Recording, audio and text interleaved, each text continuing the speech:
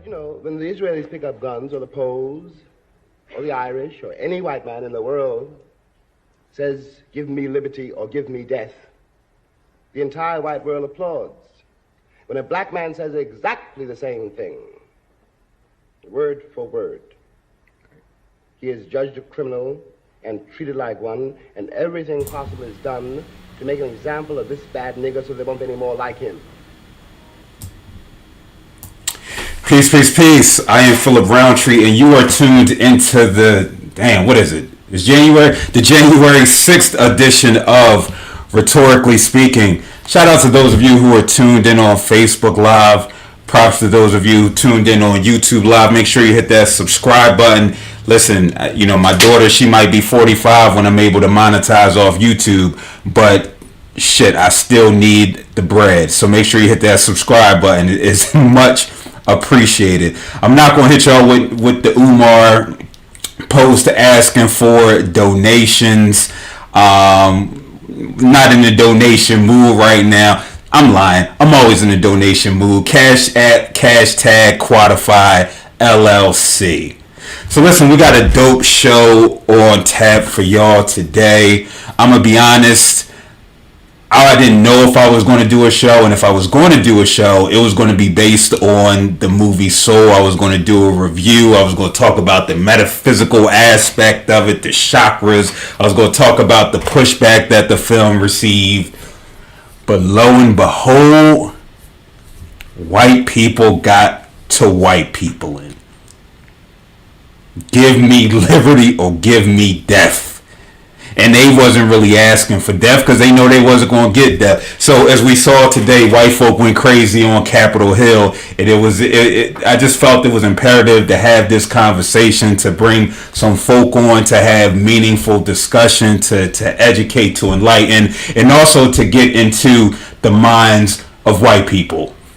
And as you see, I brought in my homie, my brother from another, the ally on probation, Mr. Michael Olnick, my fellow masters in social work brother. So salute to you for coming through. As always, we definitely appreciate your insight. Yes, we are going to be asking you to represent white folk here today, and we just really going to be laughing for the most part. Now, we're not going to just be laughing. We're just going to be having real and honest dialogue. So I appreciate you coming through, Mike.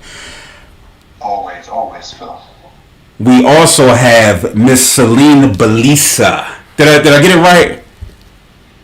I got it right. You did. Celine Belisa. She's a third year law school student, and she told me, she said, listen, you better make sure you put creative after that. I didn't say that. Yeah. All right, she didn't say that, but I'm going to say it. But I am a creative. I am also a creative. I'm a creative, creator, accidental, revolutionary, as Marquise would say.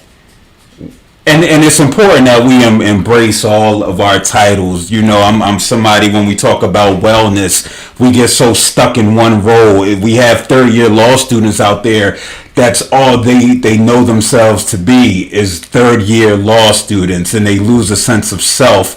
Because they don't have a sense of self because of it. So yes, we're going to embrace you and embrace all of your titles. Where do you go to school at? I go to GW. Oh, so you in the heart of DC with Mike people, and what's going on right now? I mean, I don't live there, but I am here. I am in DC, yes. Okay. And the school is like 2 blocks away from the White House. Oh, wow. Word. Yeah. And last but not least, we have Mr. Marquise Richards, educator, NAACP award winner, which in my opinion is way better than an Emmy. Not to say we don't want an Emmy, because we know that shit, white folk money come with an Emmy, you know what I mean? And we're going to take that as well. But we have this brother who is also a creative, who's doing amazing things as an educator here in Philadelphia and, you know, surrounding counties, and just nationally and internationally. And even if not, we just going to claim it and speak it into existence. I saw him post today about it, and I was just like, you know what? I haven't seen the good brother Marquise in a minute. Usually I see him at Uncle Bobby's chatting it up. Right, and she's like, what's up, brother, how you feeling? And I'm just like, you know what, What I'm trying to do here, rhetorically speaking, this year in particular, I just want to highlight people. I want to show love to people. I want to edify people because I know y'all get sick of hearing me talk. So I reached out to him and he said, "Listen, I'm down." And he also brought the good sister Celine as well. So definitely appreciative to you, brother, for coming through. Yes, no problem. Thank you for having me. No doubt, no doubt. And we're gonna get right to it. White folk been acting like white folk today, right? They took over the Capitol building in Washington D.C. And so we're gonna go to the white man himself, Michael Onig. I want to get your thoughts, Mike, on what it is that you saw today. It was white privilege on display, right?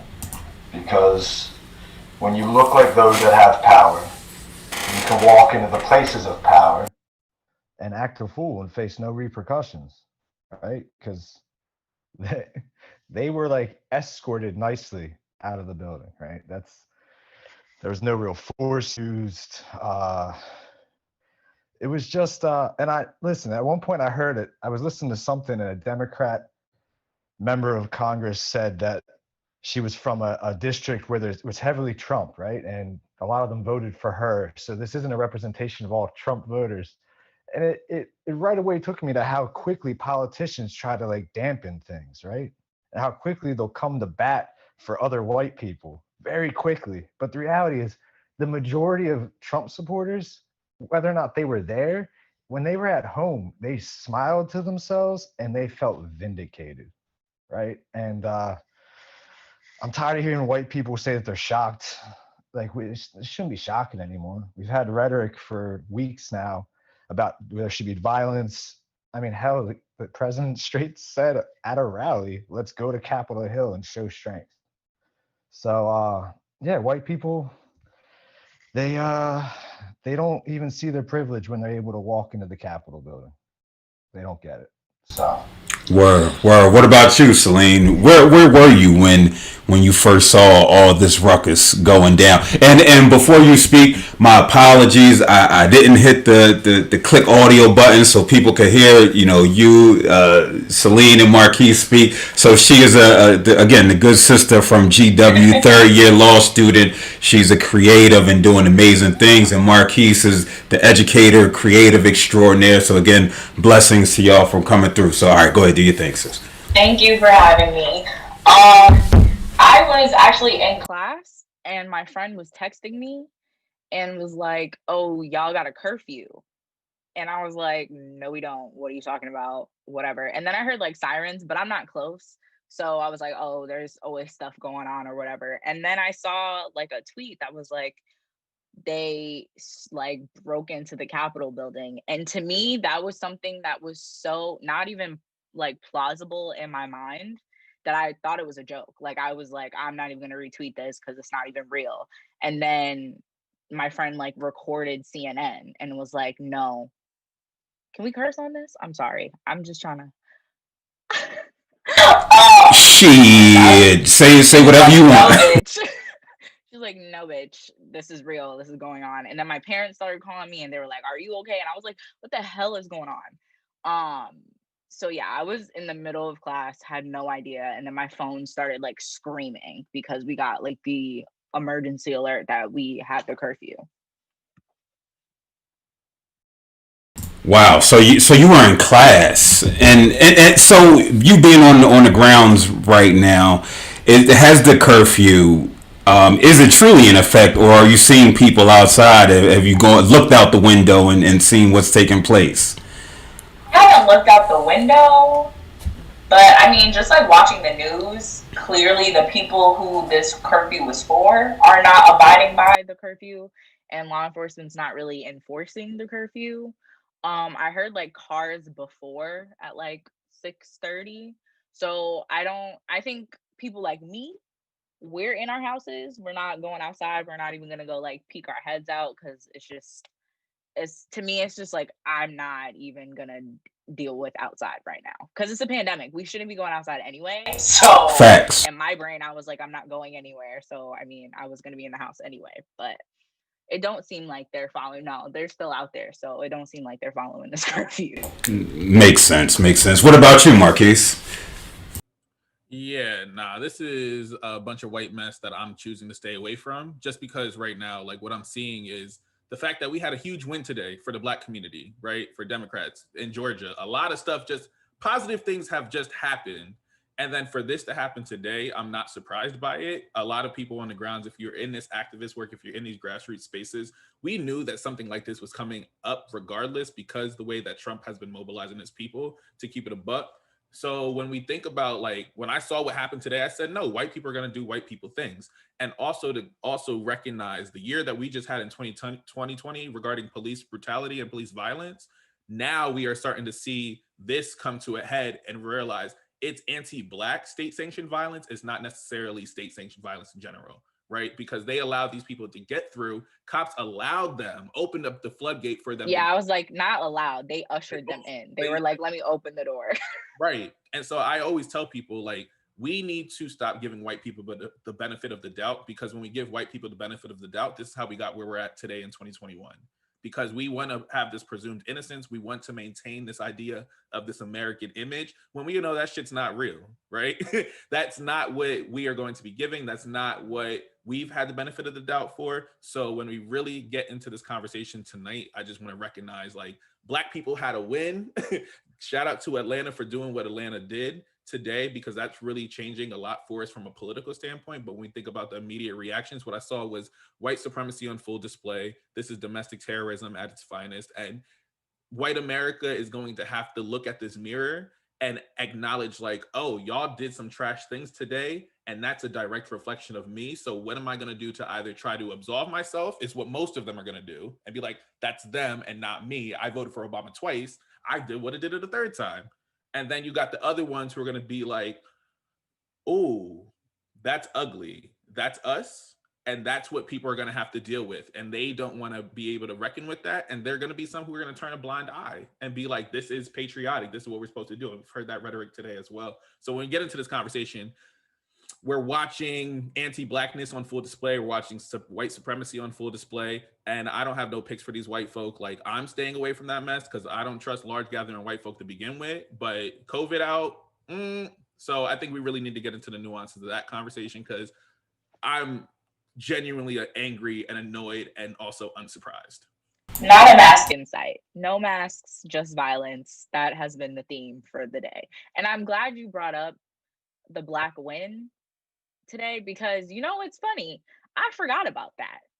Even though when I woke up, that was the first thing that I saw, that I was like, it's lit. I was like, gang gang, maybe we'll have some rights, you know.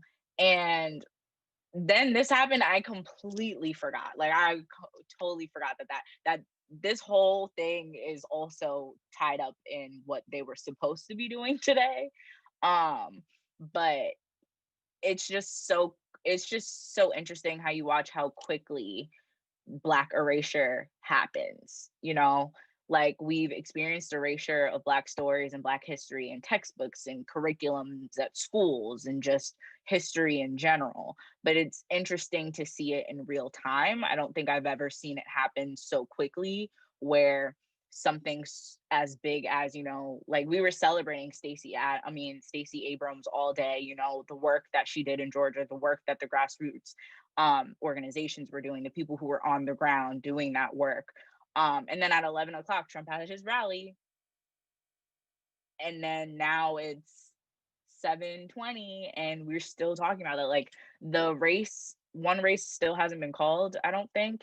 And we're still like, he just got it. He just got it. Yeah, it was like, I completely forgot about that. I was like, okay, what's going on with this? And it's just interesting to see how the erasure of black work and, you know, black strength that we have to do every single time, like the black saviors that we are, just gets erased so quickly. Because now January 6th, 2021 is probably be a sentence about this race that we've been talking about for months, and it should be a longer discussion about what's going on here, you know.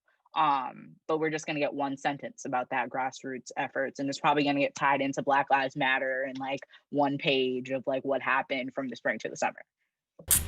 Word. No, black work is constantly taken for granted too.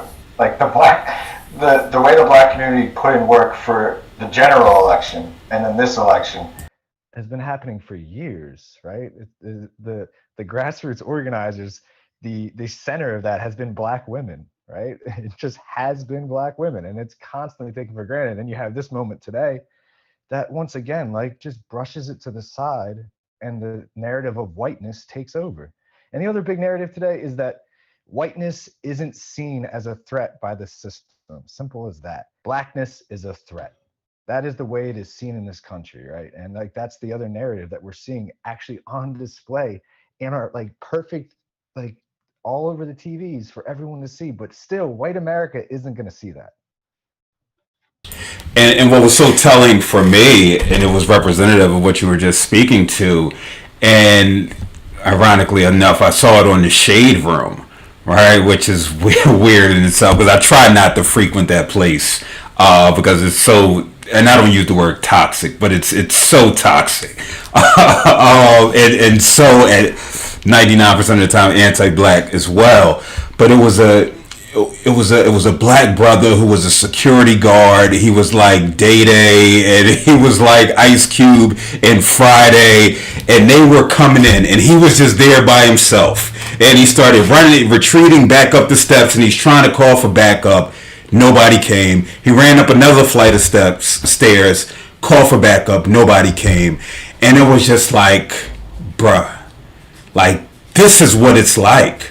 Right, this is what it's like, and it was so unfortunate when I looked at it. Yes, I got my jokes off. Yes, I was laughing at all the memes that came up of how black people are reacting to this. Right, just looking at white people like, oh, y'all are wilding, right? But it's unfortunate because it did take you, Marquise, to bring up the win by Warnock in particular, and how important that was, and that is to not only the Democratic Party. I don't give a fuck about them personally, but how important it was for black folk, right? All the shade and the slander in the ads by that white woman, and for him to still come out victorious, right? And the emphasis on Stacey Abrams and the work that she's been doing, and all the people, the grassroots folk, and it was just like, again, that erasure piece that Celine was talking about, and how I was complicit in it, right? And I feel, damn, what's that word church folk use?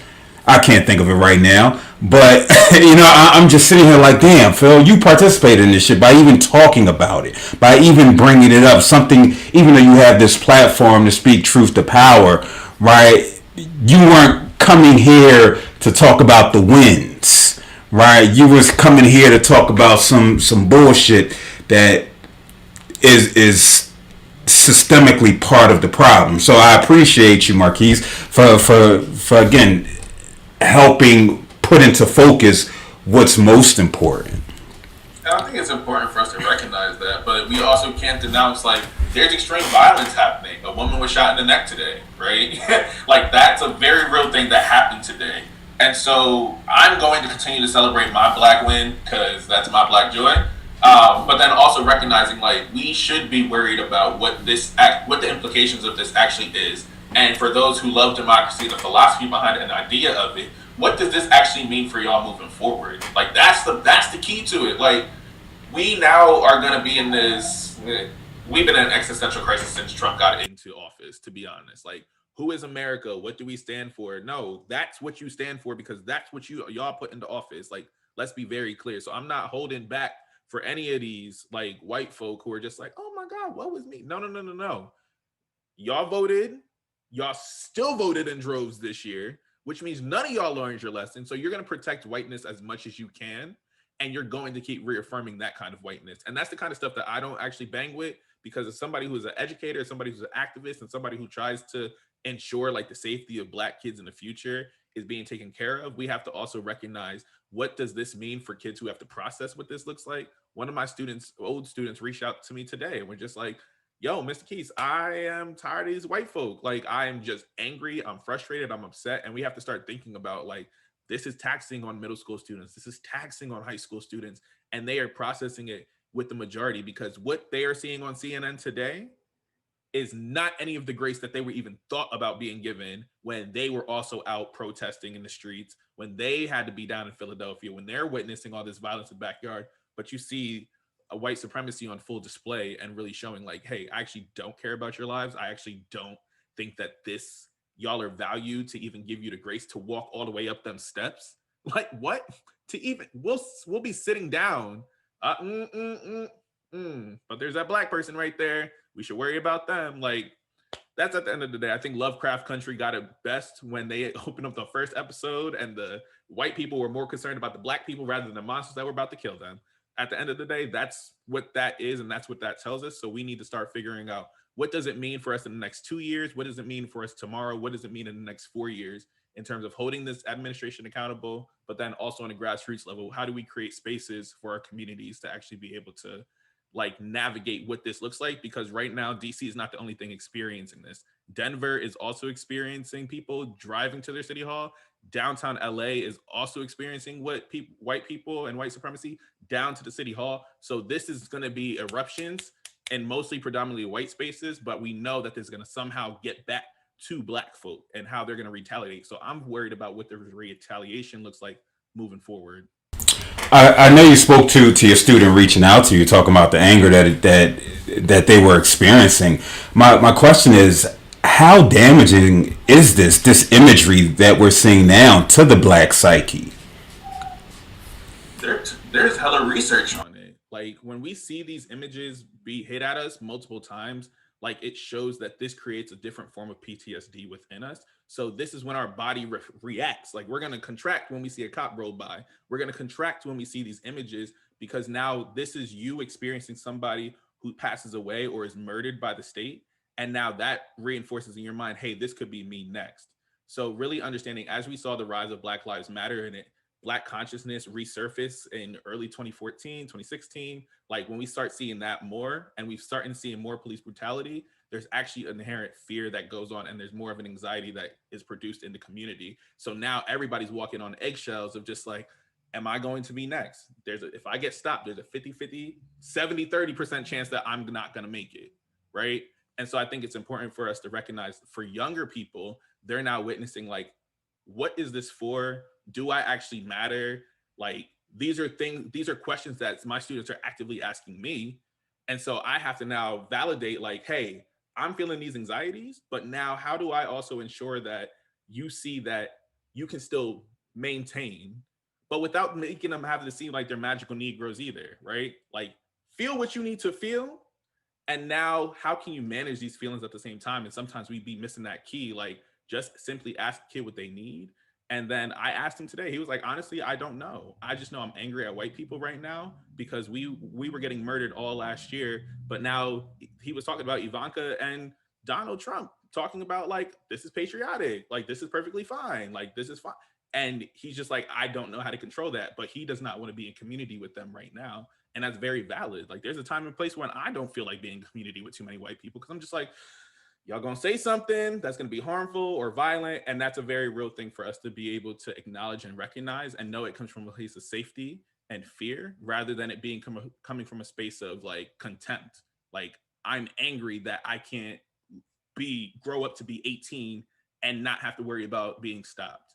Like, that's the worry, because you can't even imagine your life beyond the next day. We don't get to dream. We have to just exist from point to point. White kids get to dream to 30. They get to dream to 65. They get to dream 75. I'm talking about, am I eating tomorrow? Am I living tomorrow? And I think that's the difference on how we're starting to witness this, because we're cutting off dreaming for Black kids very quickly at the age of 7.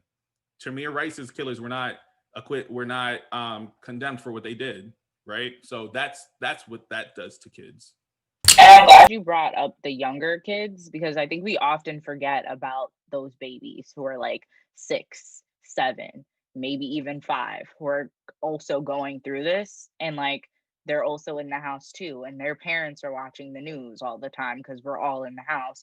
They're seeing these murders on TV and they're starting to have those questions. Like, I have a 6-year-old sister, and when George Floyd was murdered this summer, she asked me, like, "Sissy, I heard they killed him over like a fake $20 bill. Like, that's not bad enough to die." And having to, decide, how do you have this conversation with a 6-year-old? Like, do you pop the bubble of innocence now? Do you try to allow it to live as long as it will in this society? Like, these are struggling conversations that people kind of are ignoring. Like, especially now with technology, kids take a phone, a tablet, and they're on YouTube for hours looking up God knows what. And it's like they have the access to see these things, and we're constantly posting it, we're constantly hearing about it. And then having to deal with, okay, how do you explain why the protesters this summer were getting run over, shot at with rubber bullets in their eyes, like snipers trying to take them out, and then you have a blatant like coup on the US government. And how do you explain, like, oh, it's because they're white and you're black and you'll never get that grace? Like, how do you have that conversation? And I think the PTSD starts earlier. We always talk about traumas from when we're younger and like not realizing how they affect us now that we're older. How are we dealing with it with these younger kids who are getting exposed to it a lot sooner than some of us may have? Like, a lot of us grew up and we're broke and we're worried about, like, what am I going to eat tomorrow? But maybe we weren't as in tune with why Black people have these struggles compared to their white counterparts. Like, maybe we weren't really knowing of why race played into the way that we live so differently, right? How do we deal with our babies now growing up with this trauma starting a lot earlier? And now maybe you have a 6-year-old, a 7-year-old flinching at the police and being scared. How do we deal with that? Yeah, go ahead, Mike. No, I was just going to say, I think that erasure idea is already beginning in the sense that, Marquise, when you brought up what are they going to do with this movement now as far as like government is concerned, right? And you already hear Republicans and Democrats talking about how this can be like a unifying moment, right? And what about the unifying moment that could have happened for the last 9 months, right? When Black-led movements were happening, we were pointing out civil rights issues that have been around forever. We were pointing out police brutality. Where was the unifying moment in that? And then they start saying, there was one of them that said this can be a unifying moment a lot like 9/11. And then I think, oh, that's right. What did we unify around 9/11? Oh yeah, hating brown people, right? That's what we unified around for 9/11. So you just see how right away we can't even take the unifying moment that was this summer where people were out there and people were trying to put a voice to the voiceless. So even now we're going to go, oh, well, forget all that. This can be the unifying moment where a whole bunch of white people did something, right? And it's I get why your student said, I hate white people. I hate white people. I don't like being in a room full of white people. Straight up, like, I don't want to be around them because most of them have the wrong narratives and the wrong perspectives that like I have to constantly challenge. And I'm still willing to do that work, but your student has every right to not want to be near white people. Why would you? Because he knows that whiteness is the real threat and that blackness isn't, despite the entire, and like another thing, like anti-blackness isn't a US thing. Anti-blackness is like a worldwide thing, right? So there's a whole nother layer to that. Like, the whole world is shocked today. But was the whole world shocked all summer long? Probably not. But today they're shocked. So I don't know. Word. I sit and think about this, student and just that idea of trauma and the fact that we are in a technological age where we're taking in so much information. And I became frustrated just being on social media after I made my 3 or 4 posts regarding the situation. It's just like, we're internalizing this stuff, right? We're taking in all this traumatic. This is traumatic. right? Because like Baldwin just said, you know, when we say give us liberty or give us death, you're gonna be damn sure you're gonna give us death, right? And meanwhile, you're saying they just want liberty. Patriots, like who was it? Ivanka Trump said, patriots, you know, don't impose on our law enforcement, right? Please go home or what have you. It's just like, wait, well, damn, right? Well, damn, because I'm sure there's a black or brown person, boy or girl or non-binary person who's being by the police just because they exist, right? And here you have people who are breaking in, right? Breaking into the Capitol building, violating laws, and it's, wait, where's the help?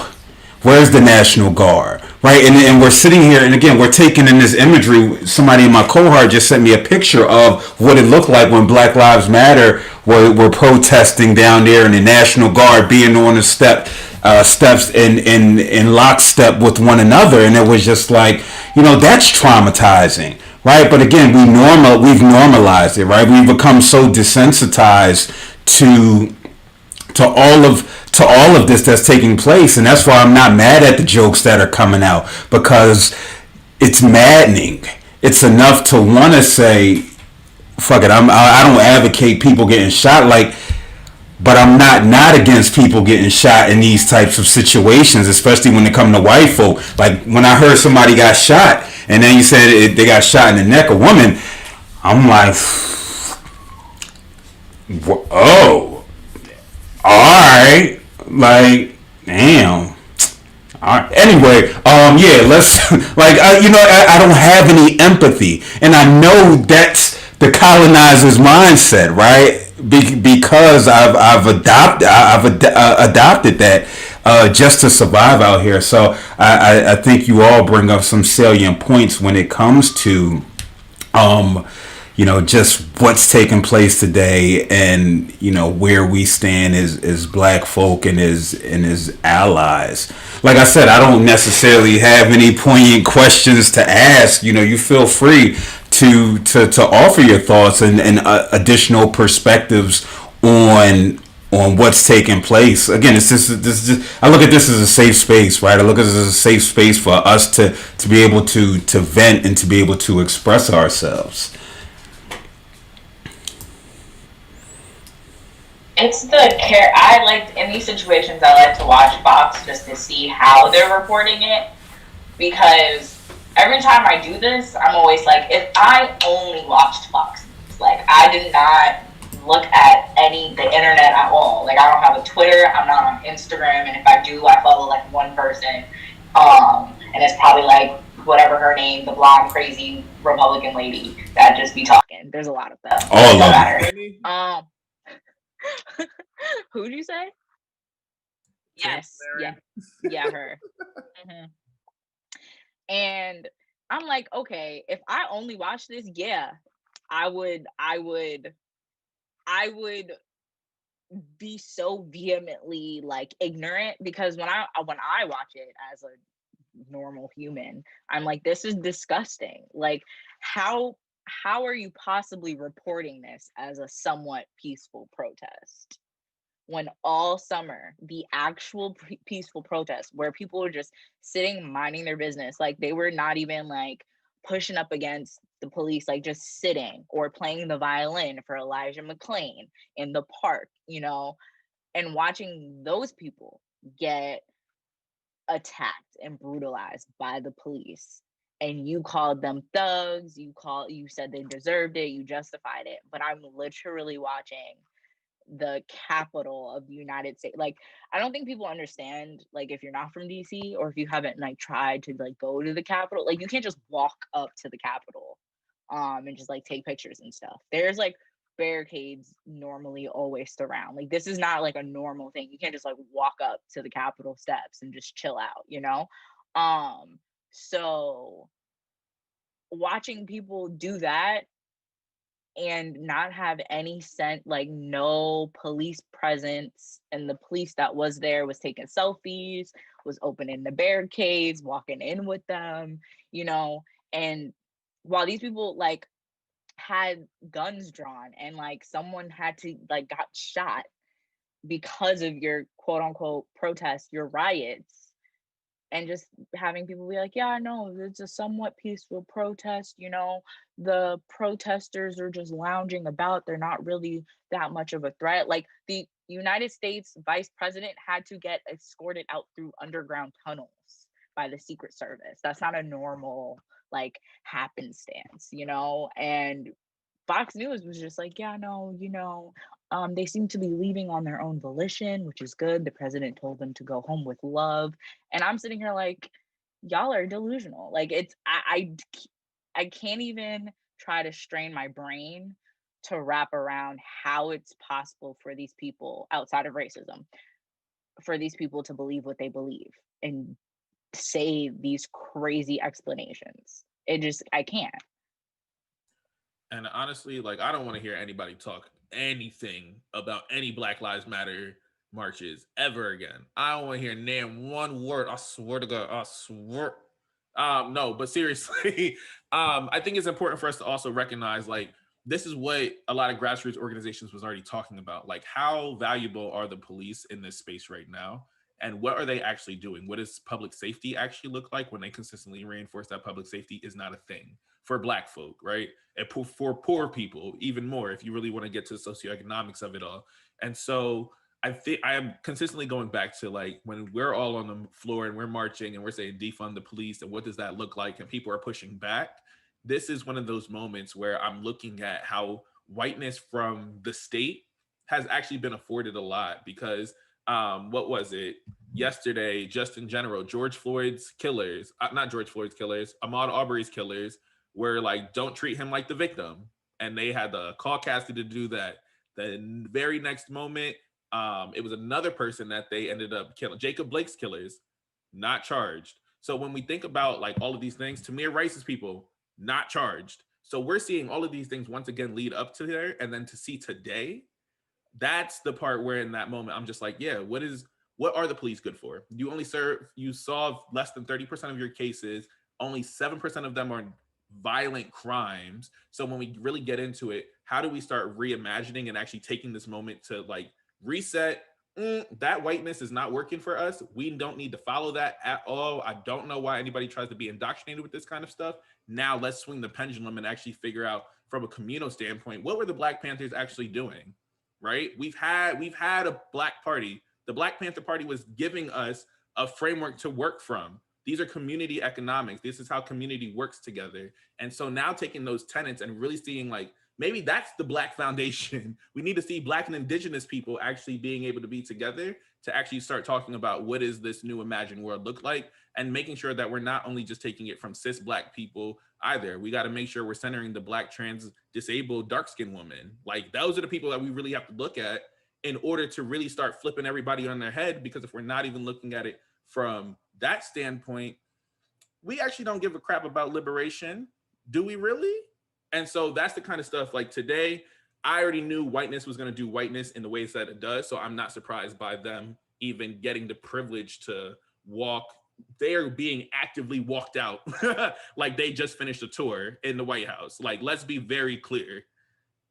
We are not going to be afforded that. So what are these new ways for us to start reimagining this? We have it from a policy standpoint. Are we going to be able to actually do these things? And now what does it look like on the ground with our community? That's when we really got to start reimagining, like, where does education look like? But then also, where is like healing spaces actually start to look like? Like, I think the schools are perfect when it comes in terms of like, this needs to be a communal learning and education and healing space.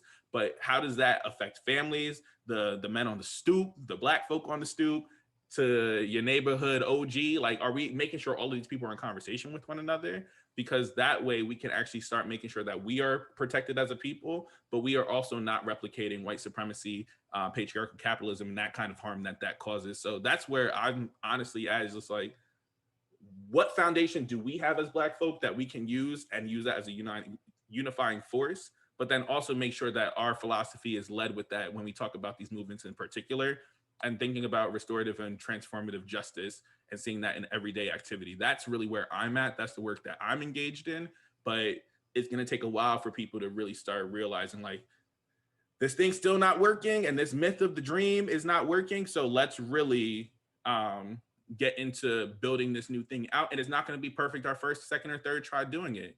But we need to start building in that culture that people can adopt and be like, hey, I'd rather be indoctrinated with that rather than the violence that comes along with whiteness. So that's really where I'm at with today. I'm over it. I'm going to take my black win, be happy about that black win. But then also know that tomorrow I have to go into a school and engage my students to actually discuss like, what does this look like moving forward, and making sure that they have spaces as well. So taking my time to compartmentalize, figure out what I need to do, process, and then move into action. So making sure that you're checking up on people that we saw this with today too. But once again, like, thanks for having me just in general. But I think it's just an important conversation overall because I'm tired. Yeah. Tired of these white folks. Yeah. Go ahead, Mike. You brought up a lot of good things because, like, we can't remove whiteness through the system, right? At no point today did I hear a politician bring up whiteness or the whiteness of that crowd. At no point today did I hear a single media pundit bring up the whiteness of that crowd or talk about the power of whiteness or talk about anything like that, right? And the only way we're going to get to that is through communal space. And you brought up the Panther Party, and I think about Fred Hampton, who's like one of my all-time heroes. And like his movement was so scary because he was getting like everybody involved. He was saying, white people get with white people, get your community together. Black people get with black people, get your community together. So like there needs to be way more white people going at white people and being like, listen, it's time to re-educate, right? Because the average white person isn't going to touch whiteness even after today. Like they're not going to see white privilege, even as like you said, it looked like a tour. It looked like they were getting a tour or like an amusement park version of going to the Capitol, right? Hanging out in seats. Not a single person was accosted by the police. A person of color doesn't have to do anything to get accosted by the police in this country. So we can't vacate the power of whiteness through the system without creating massive amounts of pressure, right? Massive amounts of pressure. And I like how, Marquise, I like how you hit on education, because like, what do we teach in this country? What do we educate on? We educate on myths of whiteness, myths of like, of how great whiteness is when it doesn't exist, right? I mean, hell, look at like what was happening during like when like the peaceful protests of Black Lives Matter were going on. You had white people in South Philly defending the Target because that was a representation of their whiteness, right? Like that kind of action, if we're not able to like put pressure on the way that is just infiltrated into our psyche, into our systems of government, into our systems of law. And like you said, the police are worth nothing, man.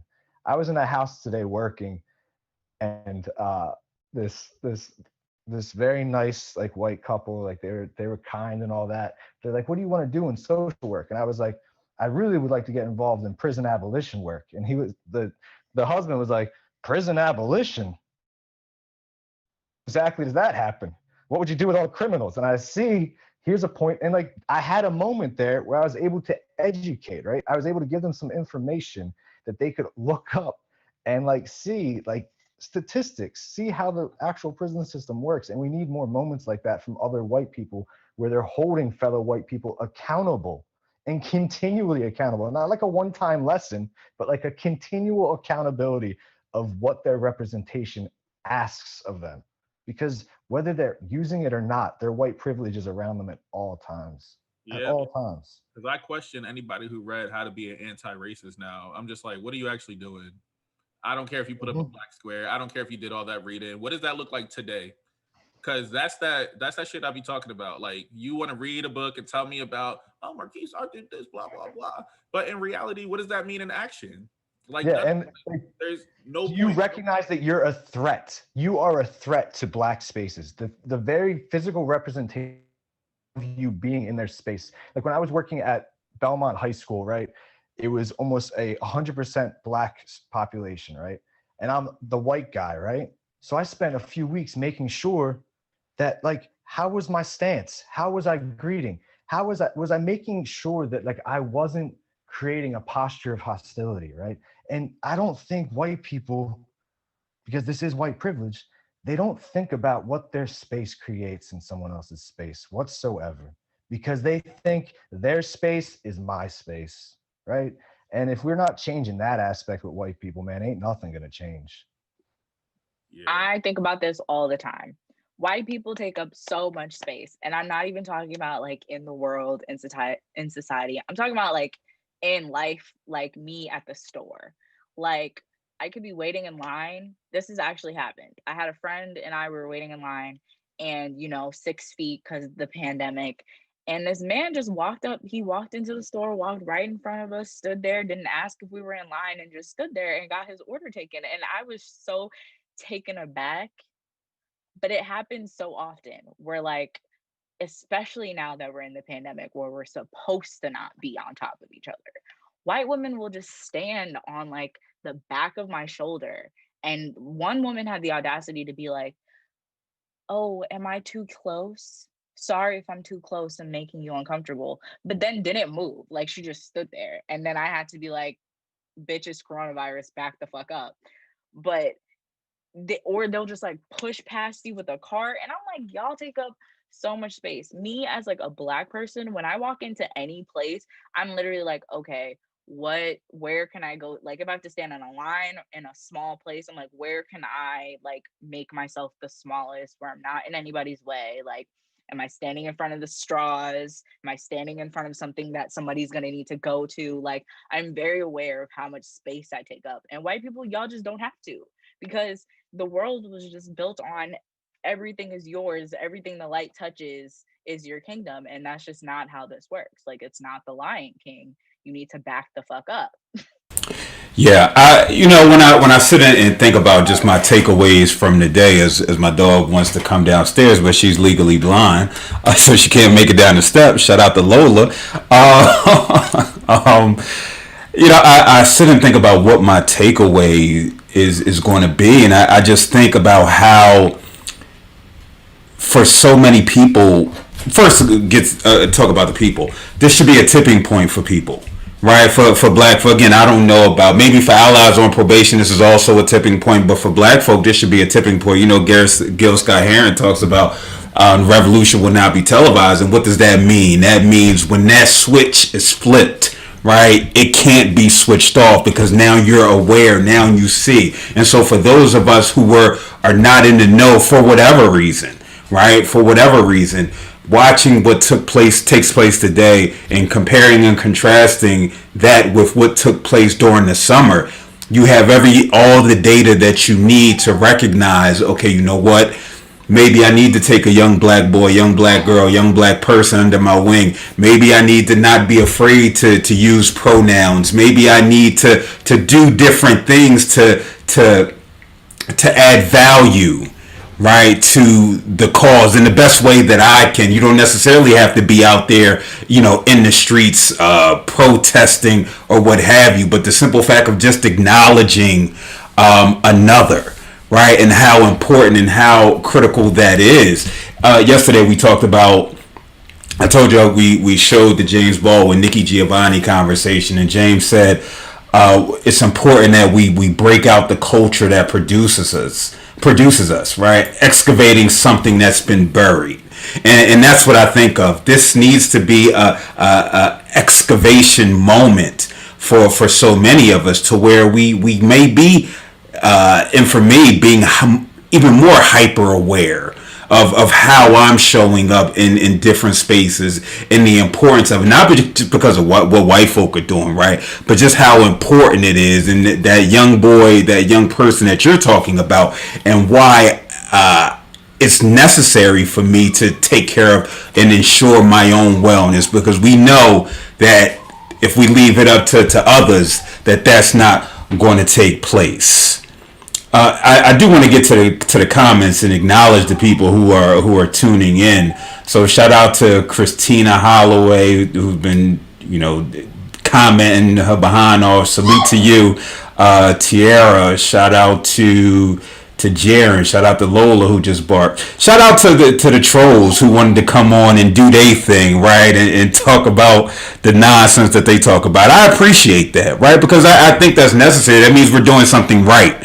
when you get trolls that come out of the woodwork. So salute to y'all. Shout out to Zane who tuned in. I want to get to say some of these comments. So Christina said, we're a relatively young country, but Al Jazeera and BBC could smell this happening a mile away. I think we all could smell it a mile away. As soon as, we heard Proud Boys stand back, stand down, stand by. We saw it when he said, yo, January 6th, do your thing. You know what I mean? Or we've seen it throughout the course of the years, even if we go back further. Again, this didn't start with Trump. This started with George Bush going, in his helicopter, looking at Katrina victims like, oh, damn, word, right? This goes back to Reagan. This goes to Clinton. This goes back and back. We're talking about centuries, so this isn't a surprise for us. It's white folk who are surprised, right? It's just like, damn, you just gonna show them all of our cards? That's how I felt when I'm listening to these Republican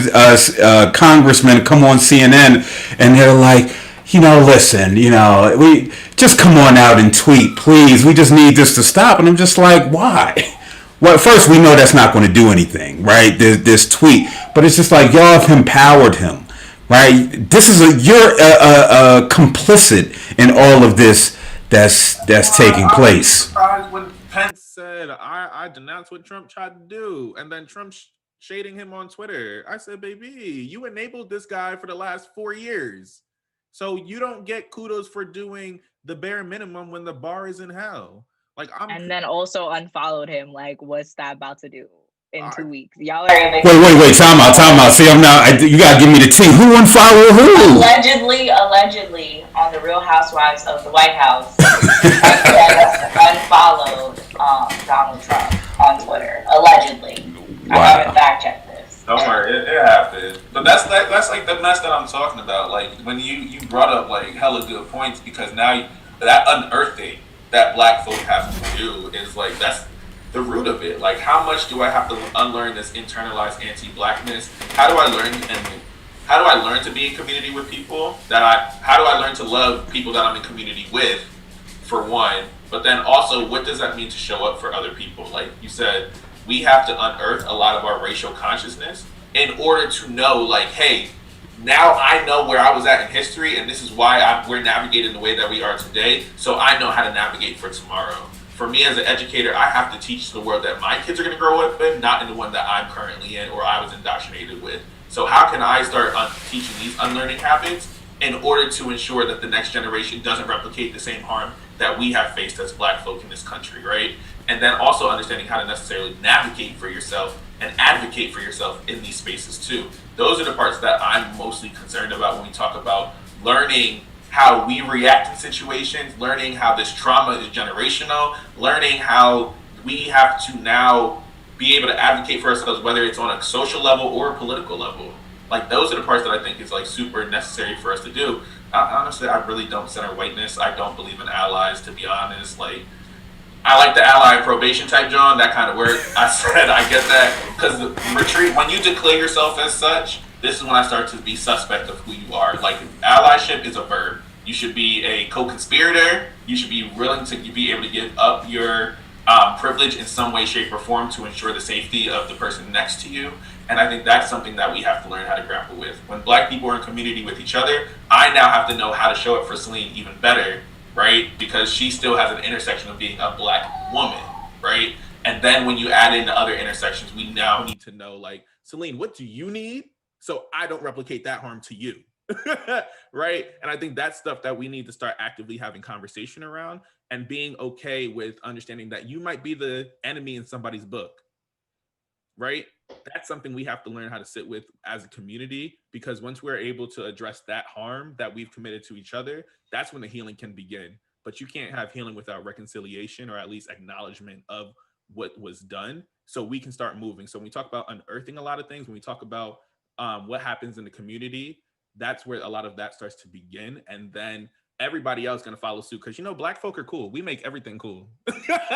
So when they see us acting like this towards each other, literally, what they going to do? Mimic us? They might not do it as swaggy as we do it, but they're going to have to follow suit, because that's what they know, and that's what they try to emulate, point blank, period. So at the end of the day, like, what are we? And this is, I don't center whiteness in anything that I do. As Black folk, how can we show up better for each other? But then also acknowledge, like, this thing that happened at the Capitol building. How do we also maintain safety within our community as well? So this way, when it does trickle into Black and brown communities, we already know we already know what's up, and we already know what to be prepared for moving forward. So that's really where I'm at, to be honest. And to piggyback off of what Marquis said, with you might be the enemy in somebody else's book, Black men, stop getting offended when Black women and Black trans folks and, you know, other Black minorities that are not Black men say that your actions or your words are harmful and are hurting us. That shouldn't be an offensive time. It shouldn't be a defensive time for you to be like, oh no, da da da da da. Like, you shouldn't be fighting us when we're telling you, no, from our experience, your actions are causing me violence and causing me harm. Let's take that in, sit with it, and let's figure out, okay, how do we rectify the situation? How can we move where everyone, all Black lives are mattering, not just the Black male lives or the Black, you know, cis male lives. You know what I'm saying? Like, we need to encompass everyone's feelings and opinions, especially the person who on the hierarchy of society is below you. If we're saying, hey, you're literally like knocking me out, like, you're the one who's taking me out, it's not the white folks. Like, your actions are, you know, harmful. Maybe turn around and listen instead of continuing to beat up on them, because that just continues the harm and then we don't get anywhere. Say, and I need you, and I think you might want to say something, Mike. But real quick, you might gonna have to be on standby for next Tuesday, Selena. I don't know what you got going on, right? But we doing part 2 of the James Baldwin, Nikki Giovanni conversation, and right where we left off, that's what she was about to get into, right? That idea of I get the worst of you when you come home, and so we're gonna have that conversation with Zane.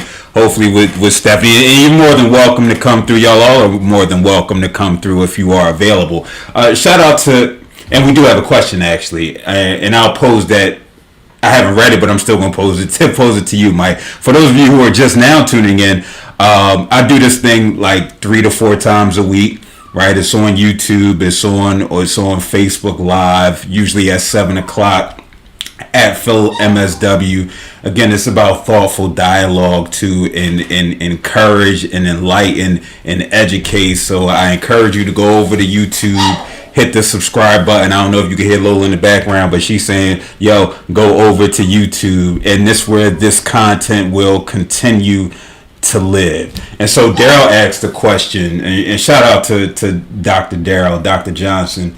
He says, I've experienced many white allies feel uncomfortable to engage the Black and brown community after events like this for fear of triggering anger. Do you feel this justification for white allies carry on like nothing happened after today? Well, one, I don't think white people should ever enter Black space without first being asked to enter Black space. So I'm gonna say that first. I think a lot of the times we get some white liberals that have read a couple books, seen a couple movies, and they are in here to heal everybody, right? I don't think that's ever a space to move in. And I personally think that, like, white people need to feel the anger. Right? You need to feel the consequence of your existence in the lives of others. And oh man, I just don't think white people go right to, but that wasn't me. I didn't do those things. Yes, but you are living off of the privilege that those actions created, whether you like it or not. Listen, you were just talking about the hierarchy of society. White male, that's me, right? Whether I like it or not, I can be as woke as I want to be. I'm never shaking that idea of privilege, right? There will always be someone that sees me and is just like, yo, fuck you. And they're allowed to.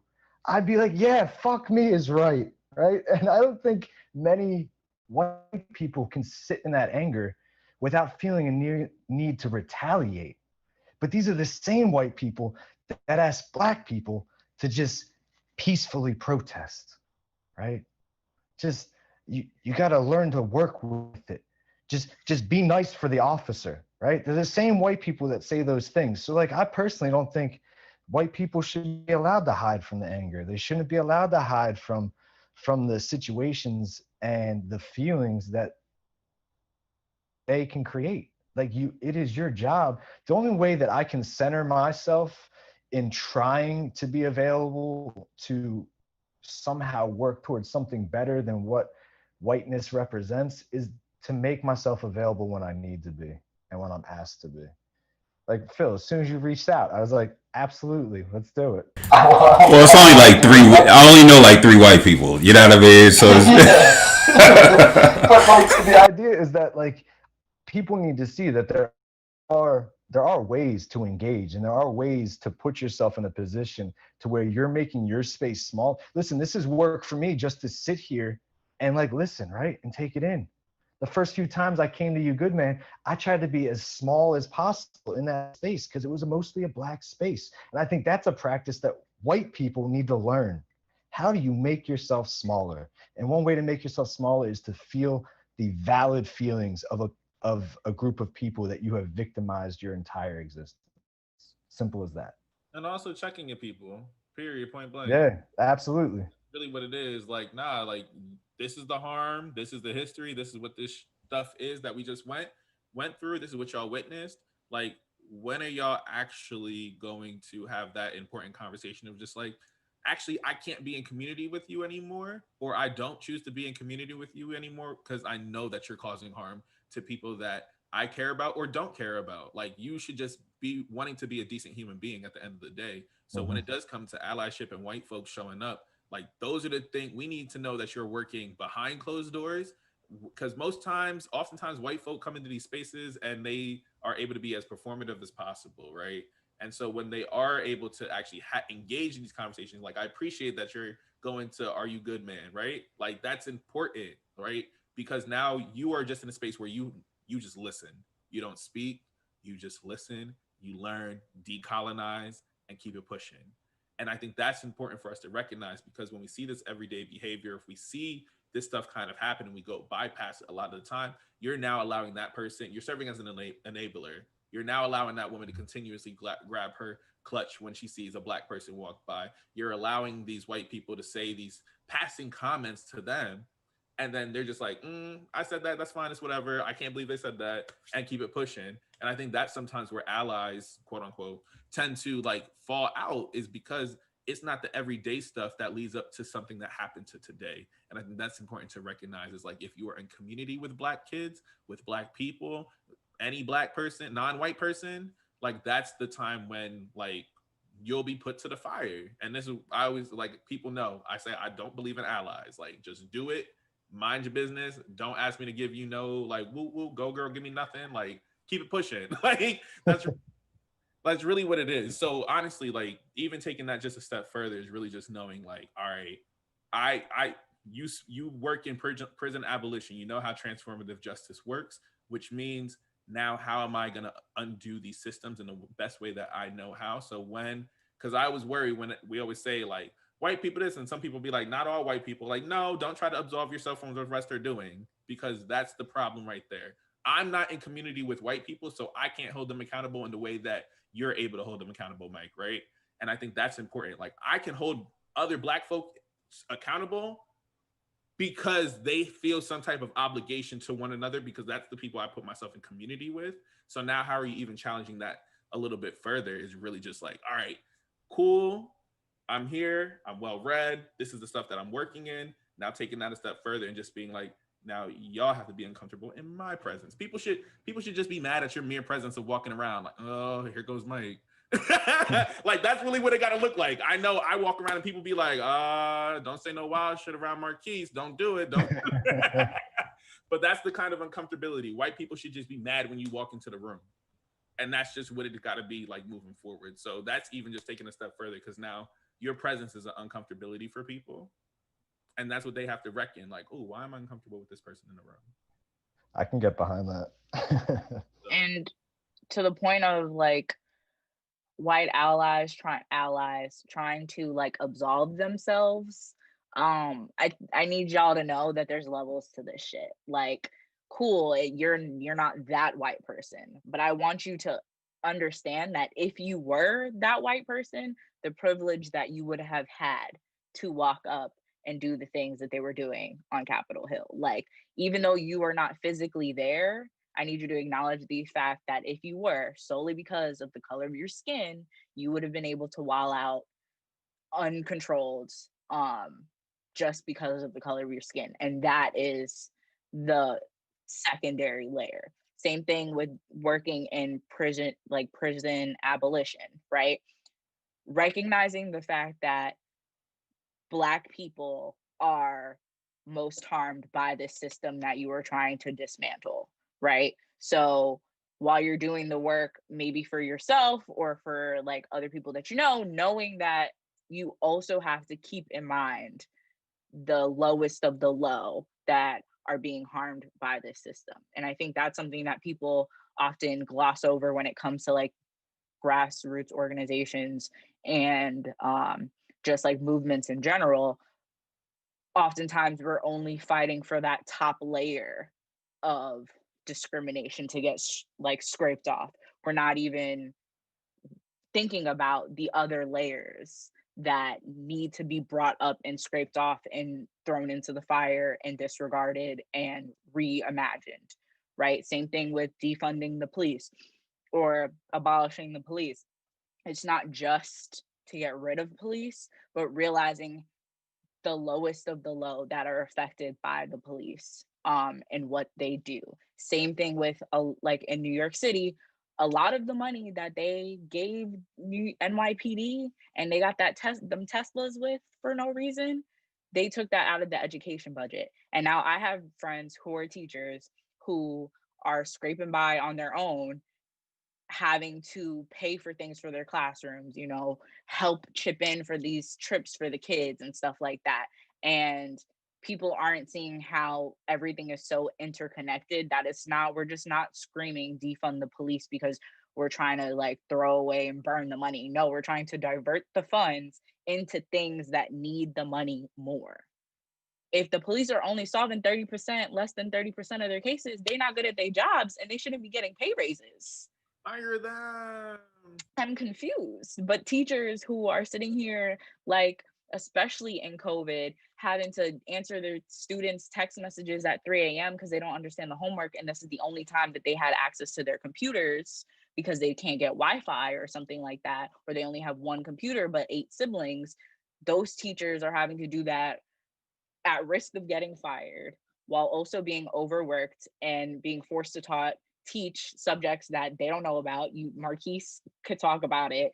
Like, I have friends who are science teachers who are out here teaching math and ELA. Like, they don't know shit about that. They weren't hired for that, but they have to do it because people got fired. There's not enough money in the budget. But as a teacher who has to go into the building risking COVID, dealing with like this rotating schedule of kids, I'm watching NYPD, who literally basically does nothing but beat up on Black and brown people, get pay raises, and get to drive around Teslas during a pandemic. So I need people to start, like we said, dig it up and keep digging, because I'm sure you're going to get tired, but there's going to be 8 more layers that you're going to have to dig through, because this shit is deep. It's not just, okay, I read White Fragility and I'm so woke now. Like, no, you're going to have to do a lot more work than that.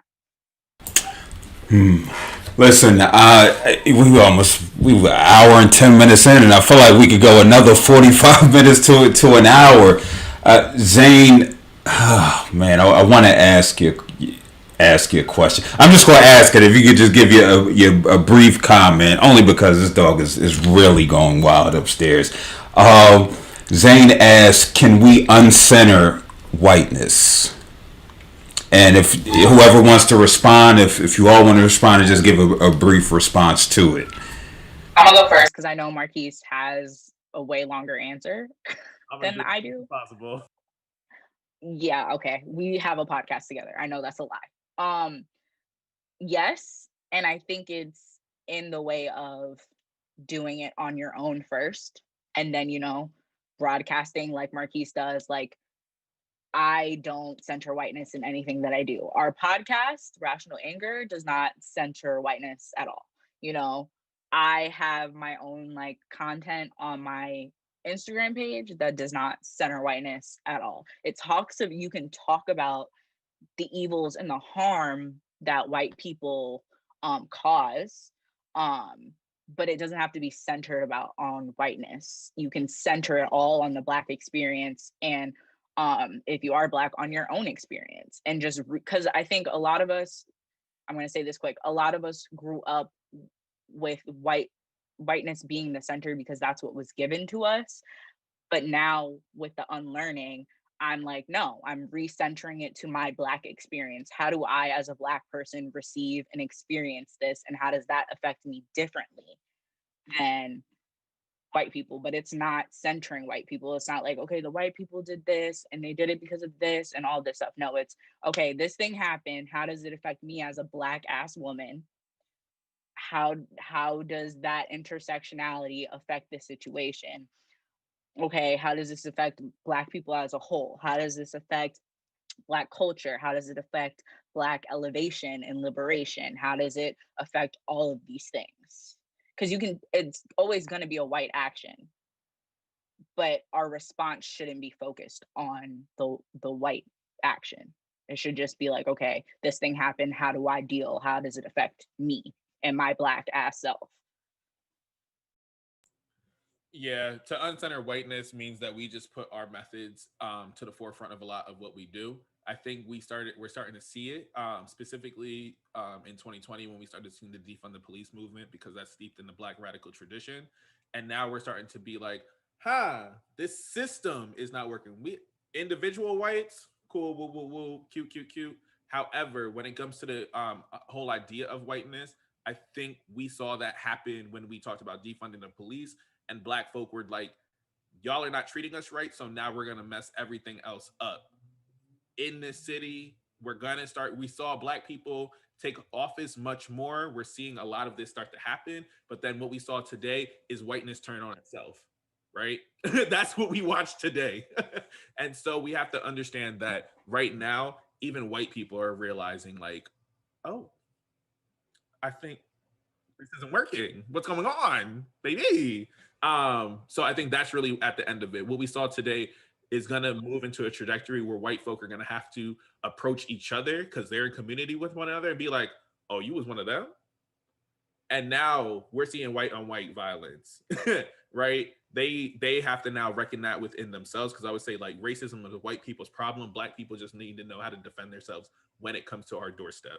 So now let's continue to have that conversation in terms of building up our own momentum, making sure that we give voice to a lot of the grassroots organizations who made a lot of this election actually happen, and mobilizing a lot of people that were on the ground, and making sure we're elevating those voices. So once again, I think we can uncenter whiteness. I think we're in the process of doing it. We're not going to see it tomorrow, next month, next year, but we are in the space by at least 2030 where white people are no longer going to be able to center themselves, and that's perfectly fine. What about you, Mike? I mean, I think Marquise hit on it. Like the only way that I can foresee uncentering whiteness is for me to once again call out the white people in my life, challenge them. And Marquise, I really love the idea. Just I do want to be the guy that walks in the room. People are like, oh God damn it, it's him again. Like I want to cause that disruption. And then like Celine had on a good point too. Like that work begins with me, because there's even if like I think that I'm working on myself, there's always a time where that residue that I don't even realize is there because it was just given to me from birth, I have to unlearn. Like there still is that period of unlearning. As I'm unlearning, I need to be challenging other white people to unlearn, right? And to realize what whiteness really is, and that it's not something that they should be really proud of in any sense of the word. And I think it's just that simple for me. And I guess I'll add, mine's is simple and it's tangible and it's for Black folk primarily. Just smile at another Black person, right? Because the reason why you're not smiling at them, is is steeped in whiteness. Honestly, right? And so by smiling at them, even for that split second, you're decentering whiteness. So, listen, we can do this for hours. I want to thank Michael. I want to thank Marquise. I want to thank Celine for coming through on such short notice to have this conversation, where I think we did a good job in decentering whiteness from the initial start of it and recognizing what this truly is about. And it's about black folk, and it's about edifying black folk, and informing allies on probation as to what work they need to do to assist us in our journey. So listen, I appreciate y'all. If you have socials and you want to give them out, feel free. I tell Mike doesn't have Facebook. You won't know his Instagram. So your best bet, because his name is wild, Sisyphean Absurdity, I believe it is. But you'll see him on, again, like always. So what about you, Marquise? So you can follow me at Marquise Davon on all social media. That's MarquisDavon. On there, I'm a man of the Twitter streets, so that's where you will find me with my Good Morning to Niggas Only. And then also, you can find me on Instagram under the same name, Marquise Davon. I'm also one third of the Dear Reading podcast and 1/4 of the Rational Anger podcast. And you can also catch me with a recap show for This Is Us as well. So you'll find all of those links in my thing below. If you have any questions, feel free to DM me on those spaces as well.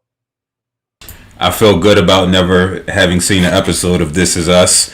I was crying today during my lunch break at work. I said, "Oh my God, again."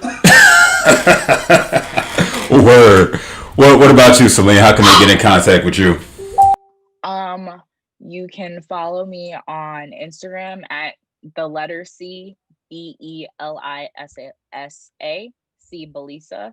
And then you can find me on Twitter at C, but it's spelled out as SEA, and then Belisa, Belissa. And I'm always on Twitter, always on Instagram. You can DM me if you have any questions, you want to chat. I am also 1/4 of the Rational Anger podcast, and on Instagram, I started this series called Morning Chats over the summer, so you can go look at those from the summer. I might do one tomorrow, come out of retirement a little bit, but yes, you can find me on those. And Clubhouse, I don't really go on it. Marquise is more on it than I am, but you can find me on Clubhouse at C Belisa. Word. And I am your host of Rhetorically Speaking, which can be viewed when I feel like it. I was consistent this week. I did 3 days. I did Monday through Wednesday. Usually it's Monday through Thursday when the stars are aligned at 7 p.m. on YouTube and Facebook Live at Phil MSW. If you missed the beginning of this, you can catch the replay on Facebook and YouTube at Phil MSW at noon Eastern. Again, having this dialogue is important to me as I guess I'm an educator. I am an adjunct professor, all right, which is still interesting in itself, but that's another conversation. But this is just important because, again, it goes outside of the classroom. It gets to the root, the grassroots, which is so critical, so important. So I thank you all for tuning in. Charlene, Zane, go through the list. The racist folk, Tierra, Daryl, just everybody for tuning in. I appreciate you. I said I wasn't going to play a Umar, but I'm going to give you a Umar clip about the Europeans. And I don't even think I got it up. Maybe that's a good thing that I don't have the Umar Europeans, but just I'm gonna act it out for you. Shh. Thought I saw some colonizers. That's all I got for you. Until tomorrow. Peace.